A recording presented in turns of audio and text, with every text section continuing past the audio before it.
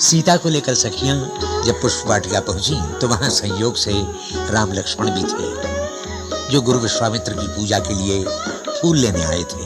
सीता ने देखा तो मंत्रमुग्ध सी देखती ही रह गईं। राम की भी वही दशा थी। कुछ समय पश्चात सीता की सहेलियां सीता को मंदिर में ले गईं और सीता ने मां से प्रार्थना की। पूर्व दिशा के आकाश में पूर्णिमा का चंद्र शीतलता बरसा रहा था।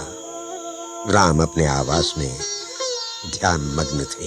उधर सीता भी अपने विचारों में खोई खोई सी थी। जनकपुरी में बड़ी चहल पहल थी। सीता स्वयंवर का दिन जो था, सभा मंडप के बीचों बीच रखा हुआ था शिव धनुष। दूर दूर देश के राजा और शूरवीर आए थे। महर्षि विश्वामित्र के साथ राम लक्ष्मण भी वहां पहुंचे। स्वयंवर का कार्य आरंभ हुआ।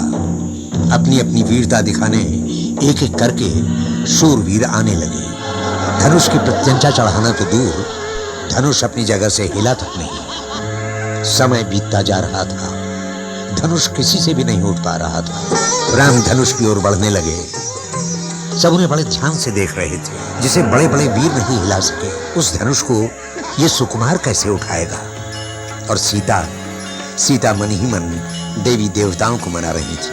मंगल भवन अमंगल हारी, प्रभु सुदशरथ अजिर बिहारी।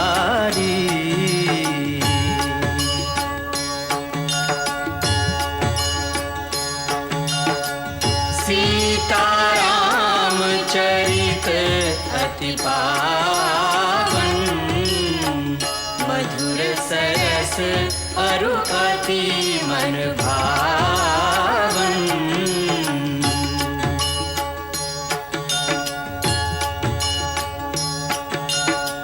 पुनि पुनि कितने हो सुने सुनाए,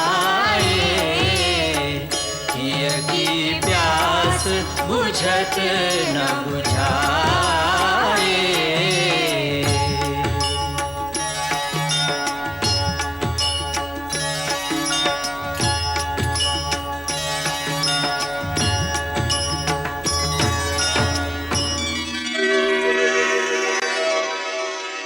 तब राम ही बिलो की बेदेही, सभय हृदय बिनवती जेहि तेहि। मन ही मन मनाव अकुलानी, हो प्रसन्न महेश भवानी। करहु सफल आपिन सेवकाई, करिहि तू हरहु चाप गरुआई। गणनायक वरदायक देवा, गणनायक वरदायक देवा। आज लगे कीन्हु तुअ सेवा। बार बार बिनती सुनी मोरी, करहु चाप गुरु ताति थोरी। तन मन वचन मोर तनु साचा, तनु मन वचन मोर तनु साचा। रघुपति पद सरोज चितुराचा। तै भगवान सकल उर्वासी, करहु मोहि रघुबर के दासी, करहु मोहि रघुबर के दासी।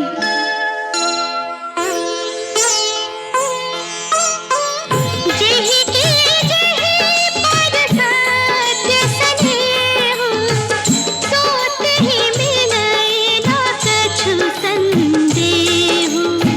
सोतहि मिलई न कछु संदेहु।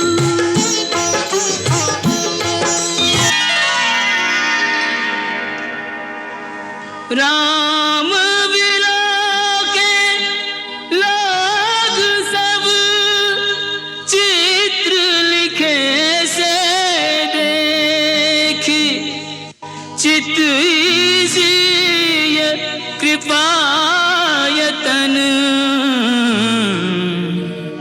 जानी विकल विसेखी।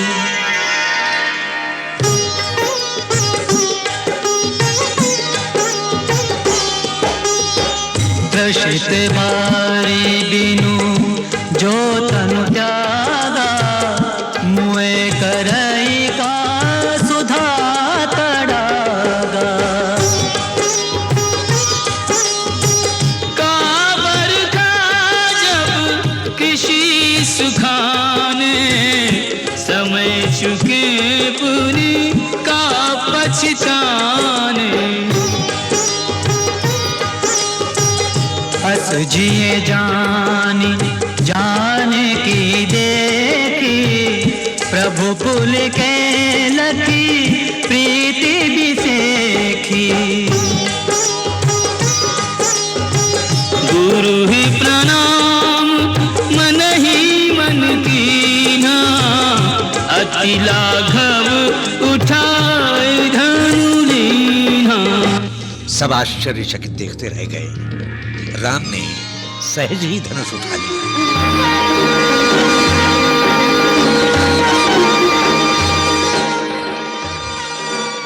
जाओ बेटी, वरमाला पहना दो। जाओ बेटी, जाओ।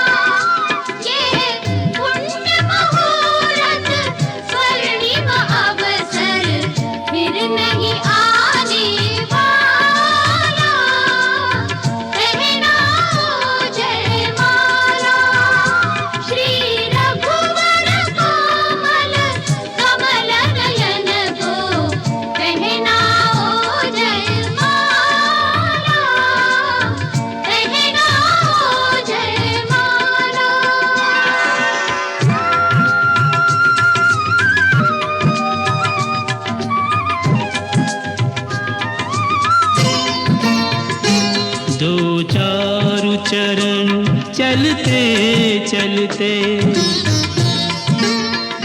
श्री रघुवर तक ऐसे पहुँचे। ज्यों छुई हुई के पल्लव हो सिमटे सिमटे सकुचे सकुचे। सिमटे सिमटे सकुचे सकुचे। श्री राम चकित चितवे सीता का अद्भुत रूप निराला। पहनाओ जयमाला श्री रघुवर कोमल कमल नयन को। पहनाओ जयमाला पहनाओ जयमाला। ये पुण्य मुहूर्त स्वर्णिम अवसर फिर नहीं आने वाला। पहनाओ जयमाला श्री रघुवर कोमल कमल नयन को। पहनाओ जयमाला पहनाओ जयमाला। सीता ने अपने प्रभु राम के गले में वरमाला डाल दी तो सारे वातावरण में एक अलौकिक आनंद छा गया कि तभी सहसा सबके मुख भयाक्रांत हो उठे। क्रोधाग्नि से जलते हुए भगवान परशुराम वहां आ पहुंचे। सब डरे डरे उनका अभिवादन करते हुए अपना अपना परिचय दे रहे थे, किंतु क्रोधित परशुराम सबकी अवहेलना करते हुए आगे बढ़ते आ रहे थे। तब महाराज जनक ने स्थिति को संभाला। मैं हर्षोल्लोमा का पुत्र जनक भगवान परशुराम के चरणों में प्रणाम करता हूं। कल्याण हो। ये है मेरी पुत्री सीता, आपका आशीर्वाद चाहती है। सौभाग्यवती भव। प्रभु, मिथिला में आपका स्वागत। कल्याणास्तु। अभिनंदन है हे जामदग्ने। नमस्तुभ्यं ब्रह्म ऋषि। वत्स, आगे आओ, भगवान परशुराम की चरण वंदना करो। अपना परिचय नहीं दिया तुम दोनों ने। आप तो स्वयं भगवान कहलाते हैं और भगवान को अपने हर भक्त की पहचान होती है। यही सोचकर कि आप अपने इस दास को तो जानते ही होंगे, परिचय देना आवश्यक नहीं समझा। ये अयोध्या नरेश दशरथ के सुपुत्र राम और लक्ष्मण हैं। आप बड़े शुभ अवसर पर पधारे हैं भगवान। आइए, आसन ग्रहण कीजिए। इन मीठे स्वागत वचनों से तुम हमें बहला नहीं सकते मूढ़ जनक। हम महेंद्र पर्वत पर तपस्या कर रहे थे कि शिव धनुष के टूटने की घोर ध्वनि का स्वर सुनाई दिया। हम ये जानने आए हैं कि हमारे आराध्य भगवान शिव के धनुष को तोड़ने का दुस्साहस किसने किया है। बोलता क्यों नहीं मूर्ख? बता बता, किसकी मृत्यु हमें यहां लेकर आई है? जल्दी बता, नहीं तो जहां तक तेरा राज्य है वहां तक की पृथ्वी को हम उलट पलट करके रख देंगे। तेरा सारा राज्य नष्ट कर देंगे, नष्ट कर देंगे। प्रभु, शिव के धनुष को तोड़ दे, ऐसा साहस तो कोई आपका दास ही कर सकता है। उसके लिए क्या आज्ञा है, आप मुझसे कहिए। सेवक वो होता है जो सेवा करे। जो शत्रुता करे उसे शत्रु समझकर उसे दंड ही देना चाहिए। जिसने ये शिव धनुष तोड़ा है वो सहस्र बाहु की तरह मेरा शत्रु है। सावधान जनक, विश्वामित्र, यहां एकत्रित राजागण और इस सारी सभा को मैं सावधान करता हूं कि जहां भी वो अपराधी छिपा हो उसे बाहर निकालकर खड़ा कर दिया जाए, अन्यथा हम उस शिवद्रोही को मृत्यु दंड देंगे। ये समझ लो कि तुम में से एक के भी प्राण नहीं बचेंगे। एक धनुष टूट गया तो उसमें इतना क्रोध करने की क्या बात है? हमने तो बचपन में कई धनुइयां तोड़ डाली, उस समय तो किसी ने क्रोध नहीं किया था। राजा के छोकरे, तनिक होश में बात कर। विश्व भर में सम्मानित महाशिव धनुष को बच्चों की धनुरियों के बराबर समझता है। ये वो धनुष है जिससे शंकर ने त्रिपुरारी का वध किया था। ब्राह्मण देवता, आपको धनुष और धनुष में फर्क दिखता होगा। हम तो क्षत्रिय हैं। धनुष बाण से खेलना हमारा नित्य कर्म है। हमारे लिए तो सब धनुष एक समान है। ढिठाई की भी हद होती है। लगता है तुझे अपने जीवन से मोह नहीं रहा। मुझे मोह है कि नहीं, परंतु आपको इस पुराने जीर्ण धनुष से बहुत मोह दिखाई देता है, जिसके टूट जाने पर आप बच्चों की तरह बिलबिला रहे हैं। रघुवर ने इसे हाथ लगाया और ये टूट गया, इसमें उनका कोई दोष नहीं है। अब क्रोध त्याग दीजिए मुनिवर, बहुत धमका लिया आपने। लगता है कि तू अपनी माता को निपूती बनाना चाहता है। मैंने तो तुझे बालक समझकर अब तक जीवित छोड़ रखा था, और मैं आपको एक ब्राह्मण समझकर आपके ऊपर हाथ नहीं उठाना चाहता। हमारे कुल में ब्राह्मणों का वध नहीं किया जाता, उनकी रक्षा की जाती है। शठ अशिष्ट निरंकुश बालक, कदाचित तूने मुझे केवल एक वेद पाठी ब्राह्मण समझ रखा है। तू नहीं जानता कि मैं क्षत्रिय कुल नाशक, बाल ब्रह्मचारी, अति क्रोधी वह परशुराम हूं जिसने कई बार इस पृथ्वी को क्षत्रियों से विहीन कर दिया। क्षत्रिय राजाओं का सकल नाश करके यह पृथ्वी बार बार ब्राह्मणों को दान कर दी है। इस फरसे से मैंने सहस्र बाहु की भुजाओं को काटा है। इसी फरसे से मैंने बार बार क्षत्रियों का लहू पिया है, और आज तुम्हारे लहू से इस फरसे की प्यास बुझाई जाएगी। आप बार बार मुझे डरा रहे हैं, तो ऐसा लगता है जैसे एक बालक फूंक मारकर पर्वत उड़ाने की चेष्टा कर रहा हो। ब्राह्मण देवता जो वीर होते हैं वो अधिक बातें नहीं करते, वार करते हैं। ये कायर पुरुषों की निशानी है कि युद्ध करने की बजाय वो अपनी शान में बड़ी बड़ी बातें बघाड़ने लगते हैं। विश्वामित्र, यदि इस उद्दंड बालक की रक्षा चाहते हो तो इसे हमारी आंखों से दूर ले जाओ। आप आंखें बंद कर लीजिए प्रभु, मैं दिखाई नहीं दूंगा। विश्वामित्र, इसे हमारे क्रोध और पराक्रम की शक्ति बताओ। अपनी गुण गाथा आप स्वयं इतनी अच्छी सुना लेते हैं कि दूसरे की आवश्यकता ही नहीं। अभी तक अपनी महान गाथा गाते गाते दिल नहीं भरा हो तो सुना लीजिए कि किस तरह आपने एक कर्तव्यवीर कुमार के दोष पर क्रोध में आकर लाखों निर्दोष क्षत्रियों को संहार कर दिया, पिता का ऋण कैसे चुकाया, माता का गला इस फरसे से कैसे काट दिया। सुनाइए सुनाइए अपने महान कार्यों की पूर्ण कथा। बस बहुत हो गया, अब कोई मुझे दोष न देना। ये बालक अब निश्चय ही मरणहार है।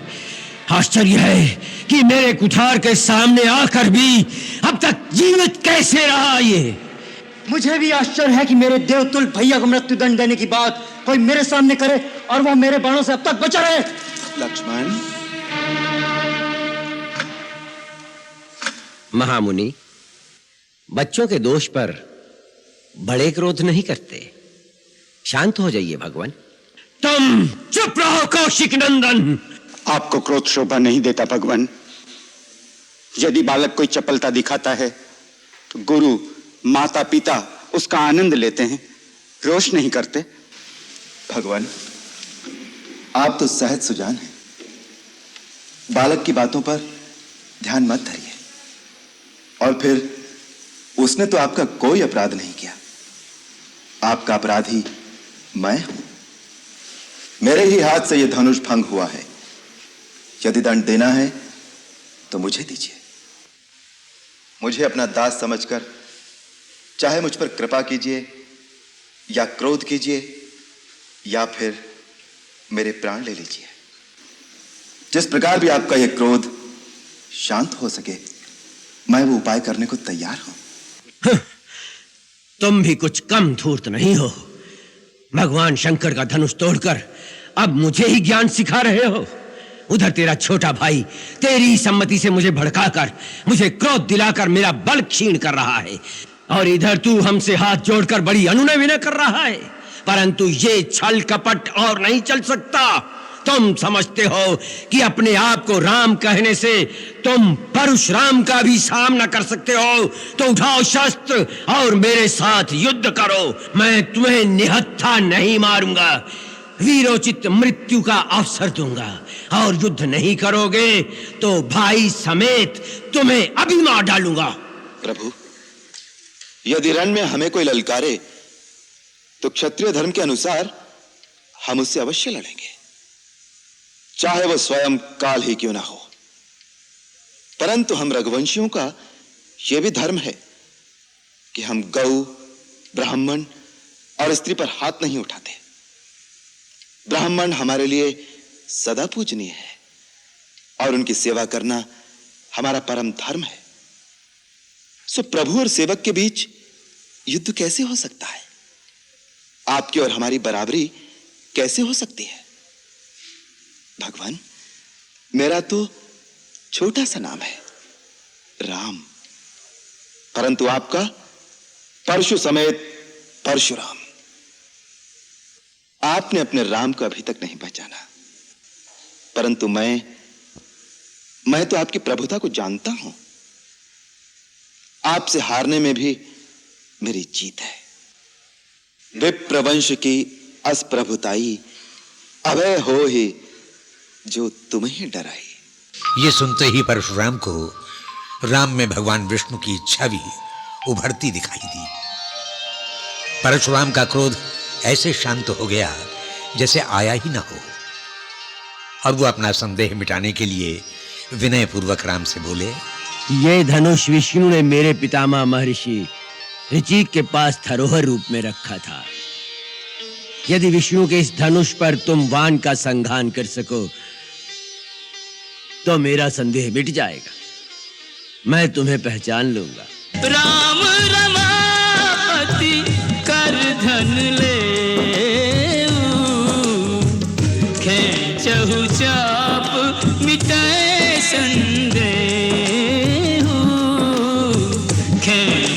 चाप मिटे संदेह।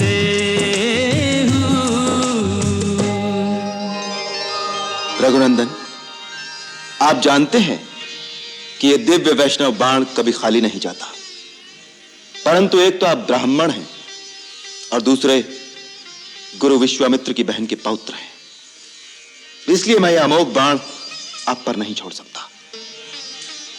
अब आप बताइए कि मैं किसे नष्ट करूं? आपके पास मन की गति से सर्वत्र आने जाने की जो शक्ति है उसे, या आपने अपने तपोबल से जो पुण्य लोक अर्जित किए हैं उनका नाश करो। हे रघुनंदन, मेरी आवागमन की शक्ति का नाश न कीजिए, क्योंकि मैंने जब अपने गुरु कश्यप जी को ये सारी पृथ्वी दान की थी तो उन्होंने मुझे कहा था कि अब तुम मेरे राज्य में नहीं रह सकते। तब से मैं कभी भी पृथ्वी पर रात्रि में विश्राम नहीं करता। मुझे रात को महेंद्र पर्वत पर जाने के लिए उस शक्ति की परम आवश्यकता है, परंतु आप इस अमोघ बाण से हमारे पुण्य लोकों का नाश कर दीजिए, जिसके साथ नाश हो जाएगी हमारी कीर्ति, हमारा अहंकार और अहंकार जनित हमारा क्रोध। राम, इसे पूर्व दिशा में छोड़ दो।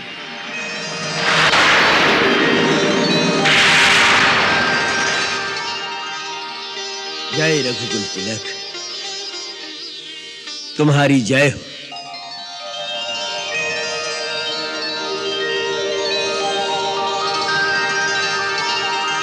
जनक, तुम्हारे कई जन्मों के पुण्य से श्री राम तुम्हारे धाम में आए हैं, और राम का यह संयोग स्वयं ब्रह्मा ने भगवान शिवजी के आशीर्वाद से ही निश्चित किया है।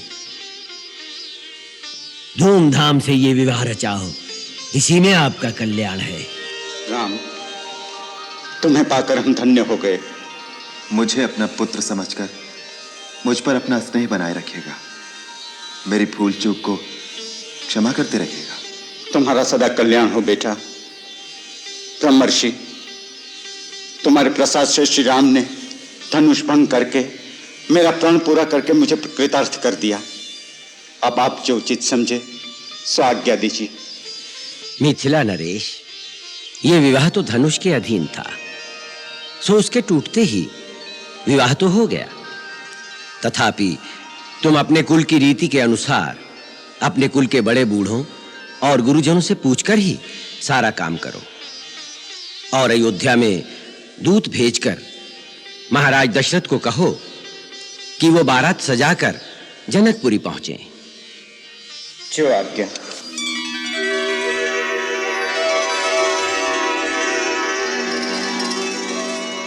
तात, मिथिला के महाराज जनक जी के एक दूत आपके लिए शुभ संदेश लेकर पधारे हैं। महाराज जनक का संदेश? हाँ भैया, राम का संदेश। मेरी राम का संदेशा, वो कुशल से तो है ना? कुशल तो है ही माता, साथ ही उन्होंने अपना रण कौशल भी ऐसा दिखाया है कि आर्यवर्त के बड़े बड़े बलवान राजा वीर राजकुमार हार गए, तभी अपने भैया आगे बढ़े। शत्रुघ्न, सारी बात एक साथ ही कह देगा। भैया, बात रोकने से मेरे पेट में पीड़ा होने लगती। अरे बड़ी माँ को तो आ जाने दे, उन्हें संदेशा भेजा है, आती ही होंगी। क्या बात है, राम का क्या संदेशा है? ऐसा संदेश है बड़ी माँ, आप आनंद विभोर हो जाएंगी। पहले आप अपना धीरज तो संभालिए। अच्छा बाबा, धीरज तो रख लिया। अब बता मेरे लाल, बात क्या है? दो संदेश है, एक ऋषि विश्वामित्र जी का, दूसरा महाराज जनक का। तो पहले कौन सा सुनाएगा रिपुदमन? क्यों तरसा रहे हो? लाओ, ये दोनों पत्रिकाएं हम स्वयं पढ़ लेंगे। आप पढ़ेंगी? खुशी के आंसू तो पहले ही उमड़ रहे हैं, इन आंसुओं से पत्रिका पढ़ने से पहले ही धुल जाएगी, फिर पढ़ने के लिए कुछ भी नहीं रहेगा।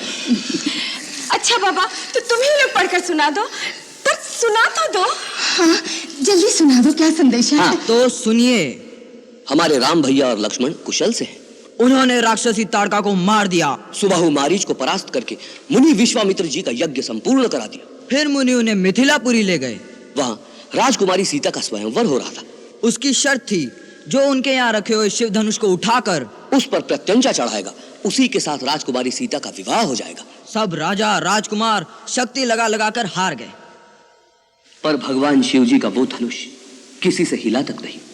इस पर महाराज जनक ने उपस्थित राजाओं को कुछ अनुचित वचन कह डाले, जो हमारे लक्ष्मण भैया से सहन नहीं हुए। और लक्ष्मण ने क्रोध में आकर भरी सभा में महाराज जनक को ललकारा।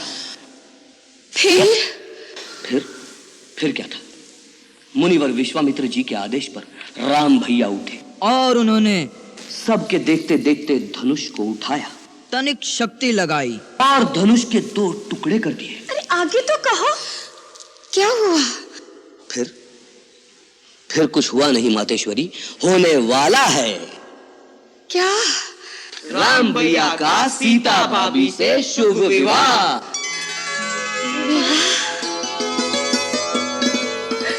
मेरे राम का विवाह। दीदी, दीदी मुझे संभालिए। बड़ी प्रसन्नता की मेरे हृदय की धड़कन रुक रही है। कैकेयी, अपने को संभालो, अब सांस भरने का समय आ गया है। सांस। हाँ। दीदी, सांस सुन के ही कैसा लग रहा है।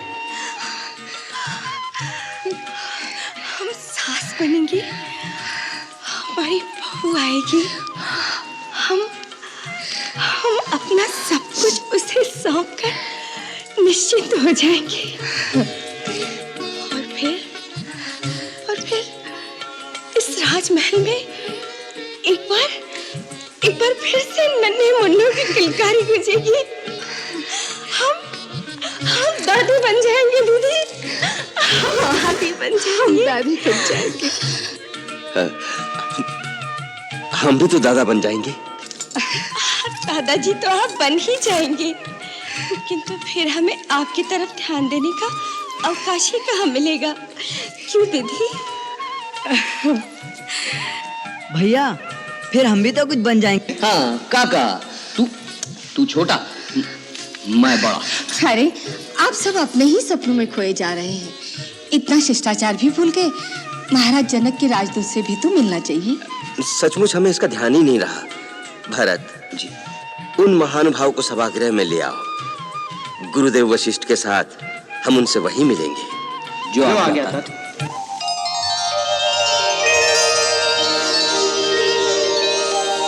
मिथिला के महाराज जनक का दूत देवव्रत, अयोध्या के महाराज दशरथ तथा पूज्यवर महर्षि वशिष्ठ के चरणों में सादर प्रणाम करता हूँ। अयोध्या में आपका स्वागत है श्रीमान देवव्रत। धन्यवाद। मैं महाराज की सेवा में मिथिला से शुभ संदेश लेकर आया हूँ। आपका संदेश कुमार भरत ने हमें सुना दिया है। अब आगे के लिए क्या आदेश है प्रभु? मेरे महाराज ने पूज्यवर विश्वामित्र के आदेश से आपकी सेवा में निवेदन किया है कि आप अपने उपाध्याय, कुल पुरोहित, बंधु बांधुओं के साथ बारात लेकर मिथिलापुरी में पधारने की कृपा करें। इस संबंध में गुरुदेव अपना निर्णय प्रदान करें, उसी के अनुसार कार्य किया जाए। आर्य देवव्रत, अयोध्यापति की ओर से महाराज जनक की सेवा में निवेदन करिए कि हमें आपका निमंत्रण स्वीकार है। हम शीघ्र ही शुभ मुहूर्त में बारात लेकर जनकपुरी पहुंचेंगे, और हमारी ओर से मिथिला नरेश से कहिए, मिथिला और अयोध्या का यह संबंध बड़ा ही शुभ है। इस संबंध के द्वारा आर्यावर्त की 2 महान शक्तियों का मिलन होगा। पूज्यवर महामुने, मैं अपने महाराज जनक की ओर से इस आशीर्वाद के लिए आपका धन्यवाद करता हूं। महाराज, मुझे जनकपुरी जाने की आज्ञा प्रदान करें, जिससे मैं आपके आने का शुभ समाचार अपने महाराज तक शीघ्र पहुंचा सकूं। तुम हमारे पुत्रों का शुभ समाचार लाए हो, इसलिए हमारी ओर से भेंट स्वीकार करो। आप जैसे कीर्तिवान महाराज का उपहार पाना मेरे जीवन का परम सौभाग्य है। परंतु महाराज, ये हमारी बेटी की ससुराल है। यहां से कुछ लेना नीति और परंपरा के विरुद्ध है। महाराज, मुझे क्षमा करने की कृपा करें। धन्य हो, धन्य हो। महात्मा जनक के राजदूत में ही ऐसे संस्कार हो सकते हैं। राजन, आर्य देवव्रत की प्रतिक्रिया उचित है। महाराज, हमें आज्ञा दें।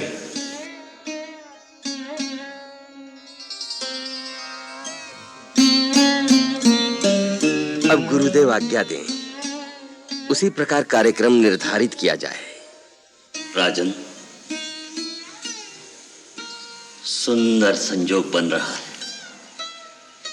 राम की बारात प्रस्थान के लिए परसों सूर्य उदय की 3 घड़ी बाद मध्याह्न प्रारंभ होते ही शुभ मुहूर्त बनता है। गौरी गणेश मनाकर प्रस्थान हो।